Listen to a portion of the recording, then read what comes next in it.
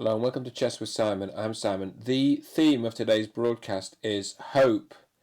There are various games that I've bungled and I have hope, so I'm going to draw them, which is always nice. It's nice to get a draw when you think, you might have lost.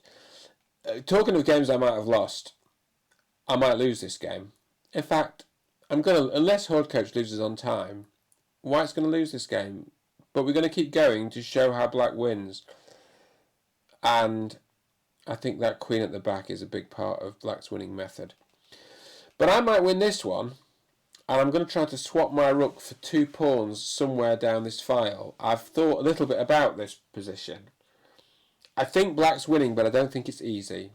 And it's genuinely fascinating. I think Horde Coach has played the white side very well. I mean, that's what he does, right? This one, we're going to move the knight to h5, and the reason is because we like the look of that square. We like to put pressure on this knight. We don't want to play bishop f8 because taking there is a bit pointless, because after knight takes c6, we decided in the last episode that we lose our bishop, and so the bishop sits nicely on there. The knight sits quite nicely there. This is a nice square for it. At some stage we're thinking of bringing our bishop to e6, but we're not going to rush that. Interesting position. Yep. So talking of hope, I mean, so regular viewers will know that here Black was okay, let's go right back, because this is really a game that's swung. Here Black was afraid of getting checkmated. I'm Black. Here Black thought equal endgame. Now here Black started to look for tactical opportunities and thought that he was attacking. And then here, with bishop d7, Black totally bungled it. Allowed 2 pawns to get forked, didn't even notice, just completely terrible phase of the game. Now, with bishop d7, so you can play a6, knight fork, you get equal material, a pawn down. Black might be able to hold that, so you can do this. I don't know what Nigel will play, but plausibly this. And I think Black's got a chance. There's only 5 pawns versus 4, and you've got some pieces. I mean, I think Black's got a chance of holding that. I think I prefer to do. The dog just tried to get in, and I evicted him. Sorry, the dog does sometimes appear on the channel actually, but I can't face it at the moment. He might make some noises. But I suppose by talking about him, I've made some noises. I mean, he's such a nice chap. Anyway, the point is, please write in the comments if you feel bad that the dog wasn't allowed in. Okay, so the thing is, I think I want to hang on to the bishop. I've done some variations here. I'm feeling optimistic we might be able to get a draw. I'm not hoping for more. Nigel knows what he's doing. And every now and then I don't. And every now and then I do. So, this one, essentially, White only has one credible move here, right? So the only credible move is for me to take the knight with the h-pawn, not with the f-pawn that's pinned. Keith said something nice on Twitter about these videos and said he wasn't watching the videos of his game, so he won't see the fact that I'm taking that knight with the h-pawn. And he won't hear me say that I think it's probably equal. Although I think he's played the last set of moves very well. I think White's got a slight pull now. I'm slightly more nervous. I mean, it's a good job, isn't it, that after knight here, we've got bishop here.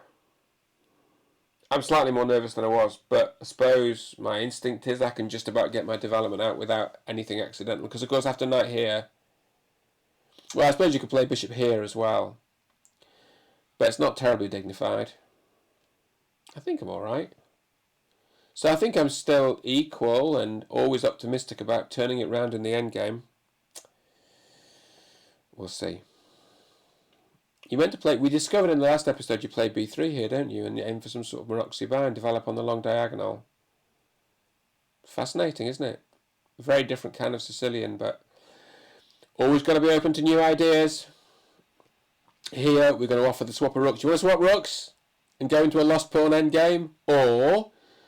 I mean, I don't know what will happen here, but you could argue best play is this. Now the rook's behind the pawn. This, this, and then I think white's doing pretty well.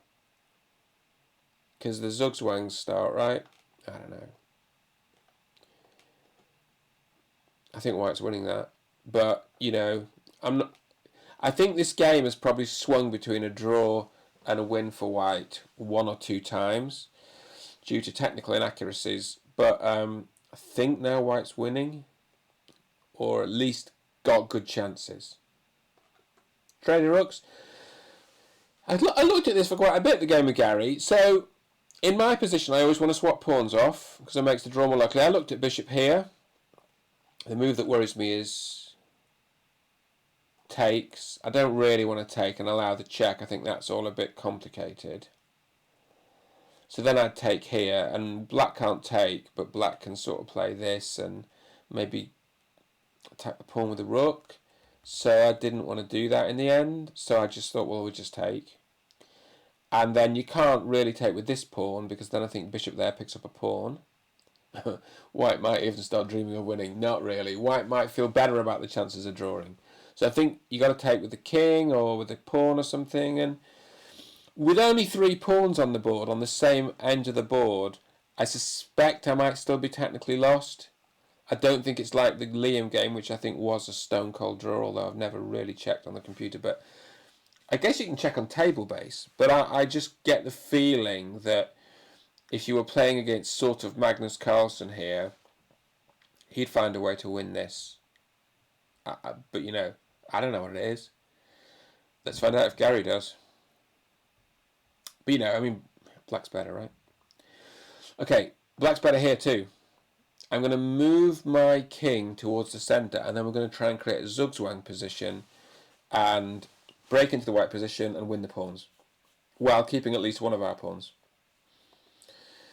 This one, we're going to take the knight. I suppose, you know, well, taking the knight is the main move. Opens up the bishop with tempo.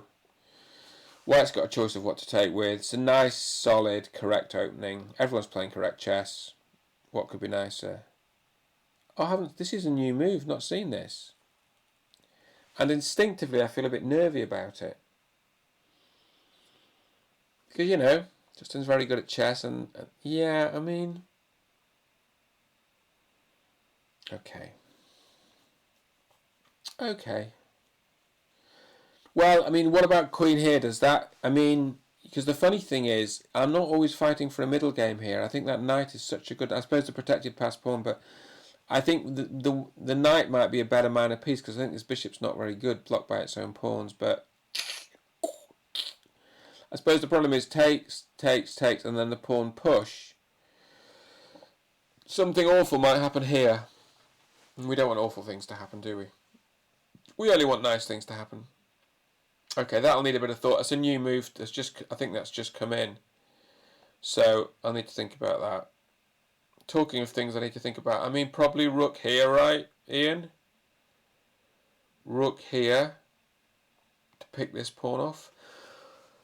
I don't think there's a way of defending it, and you can't really, because if you just take, so it doesn't work. So taking just doesn't work because we take here, but then the bishop's taken here, and basically black wins. I mean, or, you know, black's a lot better here. So you can't do that because that knight is on sort of blocking duty. So maybe this rook has to go on to pawn taking duty. I mean, that pawn's you're gonna be lost, right? And then might even get the one afterwards behind it. You might have to give up the 2 bishops for it, but then you might even claim your pawn structure is slightly better. So I think I'm going to play that, actually. I think that's fine. Come on, we've got to throw in a move every now and then. It's just that I get nervous because I got absolutely mullered in the first game in that Sicilian, which I'll have to come back to because I can't be in a position where my Sicilian has been refuted by the Smith-Morra. I mean, you can't be in a position where the Sicilian is a sound opening, right? And the Smith-Morra is, I mean, the computers, when you put it into, the computers give black a tiny edge, but it's an absolute minefield trying to get through it, as I proved. But I think, you know, the Smith-Morra is not a terrible opening, but, you know, you've got to show that the Sicilian is is correct in the face of it. I mean, you know, you can always resort to transposing into a C3 Sicilian, but that's not really in the spirit, is it? It's not really in the spirit. So this is Nick. Nick, I don't know what to do here. Well, the database says Queen E2. So should we do what the database says? Queen E2. And then what's going to happen? You're going to play Queen A8. I'm going to play Bishop F2, defending that pawn. You're going to probably castle. I pushed my F pawn in the last game against you and got destroyed. I don't know if I want to do that. Can't believe I've got my stuff. But I mean, the point is, I suppose this is a bit sounder. But look, B5 always wins. Okay, that's a million miles away. Right now, the question before me is, do I want to play Queen E2? And the answer is, well, how else am I going to develop? The point is, it's all about that pawn, isn't it? The E4 pawn is often weaker than the Sicilian. I mean, which is kind of what this has become. It's a sort of open Sicilian Maroczy bind. I suppose you're defending this and you're defending this. I mean, okay, you're persuading myself, but it looks like I've got some thinking to do down the line. But let's keep the ball rolling with Nick, because everyone likes a rolling ball, right? Is that everything? Is that everything? I think it might be everything. On this account, at least.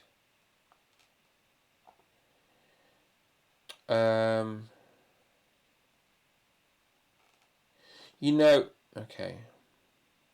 I think that's everything. Oh yeah, because on other ones we're waiting for people. Which is fine. Okay. So chess.com, I've been challenged by Richard Tudor, the Tudornator 96, and I'm going to accept. Richard's a great guy. We worked together at the BBC, and he's black and I'm white, and I'm going to play pawn e4. I don't know if he knows that there's a YouTube. I might put in everyone's chat that this is going on, because there will be people who probably aren't aware of it. There'll be people who are aware of it who are friends of mine, and there'll be people who are not aware of it. So if you're hearing this in the video, then you're aware of it, right?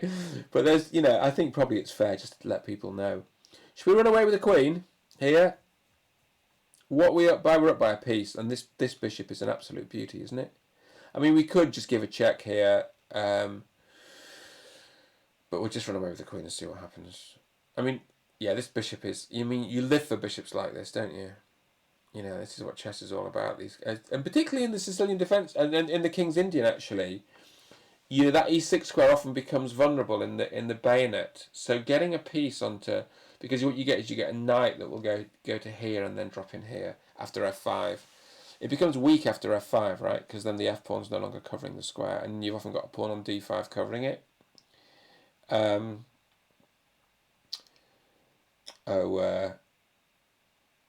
People are playing moves on here now. I want to. You see, this is. I'm becoming really into this.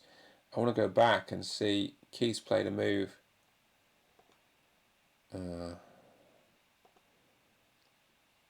Where is it? Next. I think we predicted d5, didn't we? We predicted. Here it is. d5. Okay, knight d5. So we've got a decision to make now. We talked about this. I think it's bishop d6 or bishop d8, and I don't think this is the end of the world, because I think c6 is even coming. So I think this might not even be ultra accurate, although we'll find out. Okay, sorry. Queen here. You know, every now and then I make a kind of pocket move on chess.com, and it's really painful. And sometimes you can even save it, which is really funny. Did anyone see, I'm just sort of slightly riffing now, did everyone see one of the bots on chess.com played against Stockfish, and Stockfish started with only a pawn against all of the pieces and all the pawns and won against one of the really weak bots? I mean, they're obviously intentionally weak to give people, you know, just to give people experience and learning, and it's completely valid, but it's astonishing that difference. It's a really good video. I'll try and put the link in the description if people are interested, because it's worth a watch. It's very funny. Okay, so I'm going to give that pawn, then I'm going to play f5, then I'm going to claim it's a draw. I think that's all I can do. there are other lines, and there's all sorts of interesting ways to lose, and we're not going to try any of them. Because we need a draw here, because we think we might be able to win this. And if that was the case, we'd come top of the group, although I think we'd both qualify, because we come top of the group, because, you know, we've both got full marks so far. So I think with this one, we've had a chance of winning, but it's probably still a draw, this one. I think White's got more chances. Okay, this one, I'm going to be a bit naughty here. Natural would be to take the bishop, but I'm going to hit the queen. This is a little bit unnecessarily showy, but I generally think this is a better move. Rook c1, then when the queen moves you take here, you're threatening checkmate. So what will happen is, you know, what I think will happen, what seems likely is this, and then something like this, and then this, and then it's mate next move here. Like, how are you stopping that? I suppose queen there, and then bishop there. You know, it's an extra pawn, right? I mean, if it was an over-the-board game for the club and things depended on it, I'd just take the bishop. Because it feels a bit flamboyant, because there's risks, because you don't really know where that queen might go, but I don't think it can do anything, can it? What can it do? Is there no mate on the back, is there? Okay, we just worry a bit. So we go here. For the queen to... I suppose what it could do is just this, and then there is a mate on the back. Go here. Mate on the back. Oh dear. Well, I suppose when it moves there, you can just take the bishop anyway and go, haha, fooled you. But then it can take the pawn. Okay, so it's a bad move. So let's not do a bad move. Let's do a good move. Because that's a one position. So maybe we've talked ourselves into not showing off and making incorrect moves.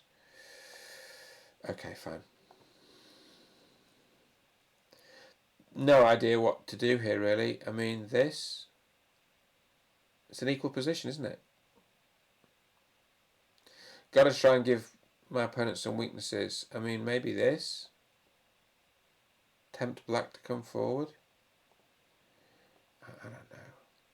I guess I'm playing some kind of French, not a French defense, French attack. I suppose if you're being really careful, you say you don't want to swap any pawns off. Check. I'm a pawn up. King f8 next.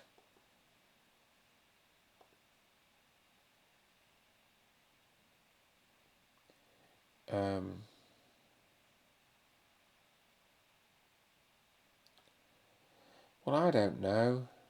e5 is thematic, isn't it? Is e5 a bit rushed? No, e5 is correct. Let's play e5. I think it's correct. Just gives us more space.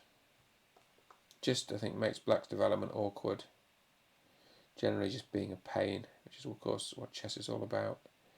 Although it's also about beauty and truth and friendship. I think this pawn might be weak. You know, this is a bit weak, maybe. I don't know. Should we just put the king in the centre for a laugh? Maybe the king can go wandering in and try to explore some weaknesses. I don't know what you do here. I mean, you don't castle, put it that way. You've got to do something about that bishop. Does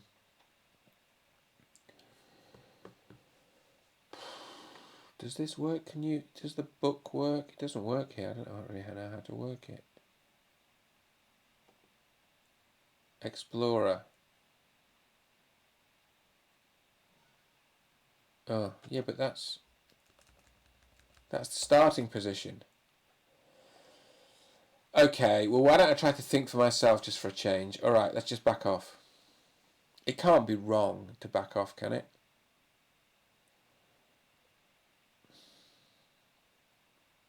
I think it's fine. It just can't be wrong. I'm not worried about g4. You know, it's fine. This one, I don't know what to do here. It's just, it's looking quite drawish, frankly. It's so locked up. Probably move the knight back to f3. Just move the knight backwards and forwards until to see. I think this is this Iron Throne of the Seven Kingdoms thing, where by some fluke I'm slightly in the lead, although it's very early days, and perhaps I shouldn't be looking for a draw here. But I think there's quite a lot of ways to make this worse. It's just the pawn structure is very locked, right? Maybe I can progress on the queen side. That's the only play. I think I'm not going to try and progress on the king side. I don't know what progress would look like on the king side. Maybe I can put some rooks behind these pawns and try and. In fact, that is probably the plan, isn't it? Put some rooks behind these pawns and try and progress on the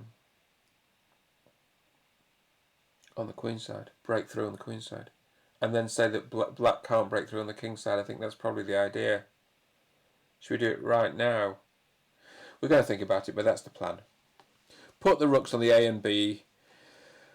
Look at this. Talking of, well, rook F1 and then rook H3 and claim we're going to announce checkmate. I mean, what happens here? Rook here. So rook here would be really bad news, right? I suppose the point is, take here, then when you go here, the queen comes here and says, look, can I be your friend? So that's clever.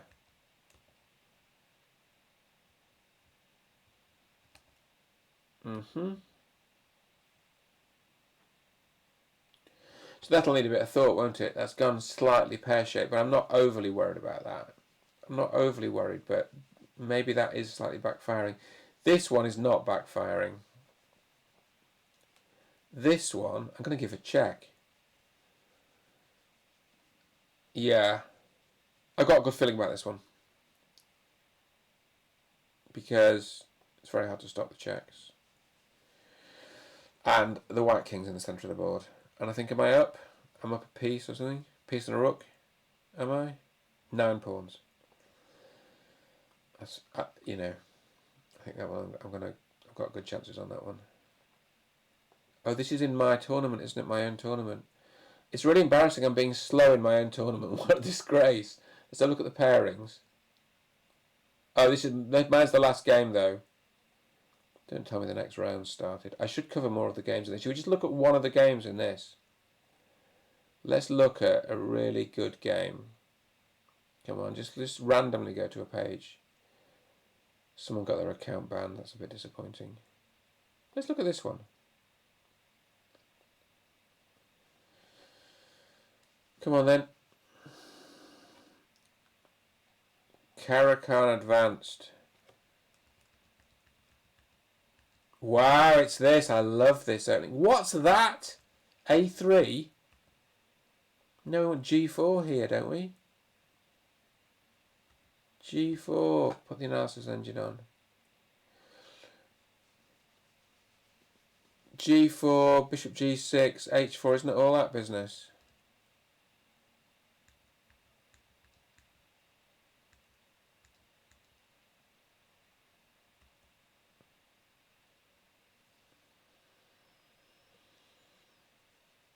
Well, the engine doesn't like it, but I thought it was what you were meant to play.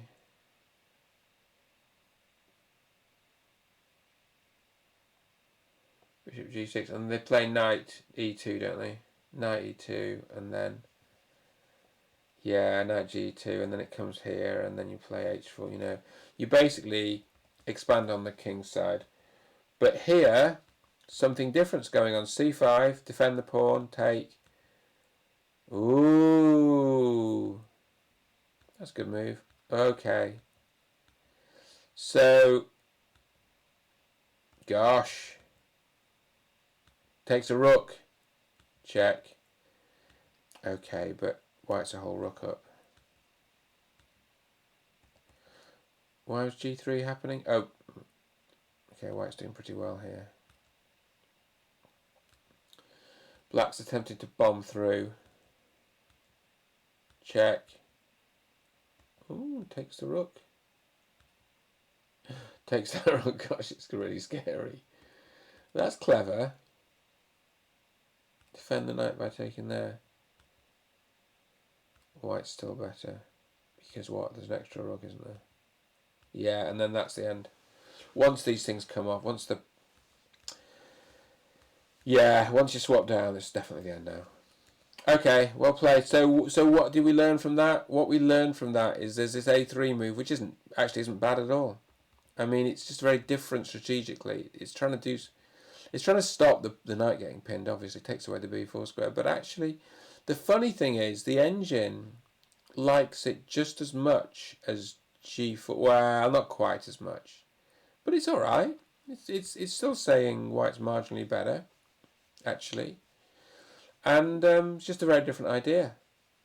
But, it's good to have different... What engines show you is the proliferation of ideas that are possible, and I even pronounce the word proliferation right. It's a big night for me.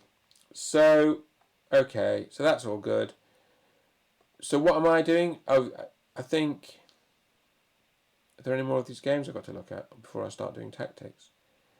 I don't think... Oh, there's this one, Fluffy Cat.